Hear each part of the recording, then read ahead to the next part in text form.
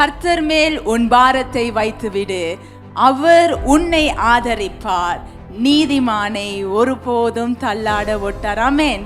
இந்த வார்த்தையை யார் சொன்னா அப்படின்னு சொன்னா தாவீது சொல்றாரு. தாவீது அந்த வார்த்தையை சொல்லும் பொழுது அவர் எப்படிப்பட்ட ஒரு சூழ்நிலையில இருந்தாரு அப்படின்னு சொன்னா, தன்னுடைய பெற்ற பிள்ளையே அங்க தாவீதை கொலை செய்ய தேடும் பொழுது, தான் நேசிச்ச தன்னுடைய ஒரு நல்ல ஒரு சிநேகிதன், தன்னுடைய ஆலோசனைக்காரன் அகிதோப்பேல், இவரும் என்ன செய்கிறார்னு சொன்னா, தாவீதுக்கு எதிராக நிற்கிற பொழுது இவர் ஓடி ஒளிஞ்சுக்கிட்டு இருந்த அந்த சந்தர்ப்பத்துல அவர் சொல்லுகிறார், என்ன தெரியுமா?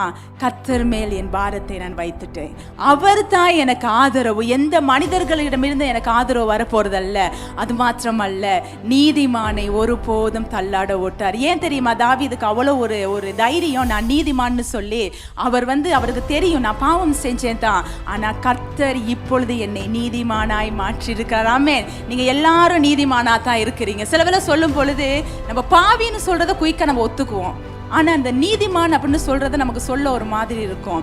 கர்த்தர் உங்களை எப்படி பார்க்கிறார் தெரியுமா? உங்களை நீதிமானாக அவர் பார்க்கிற கர்த்தராக இருக்கிறார். ஆமென்.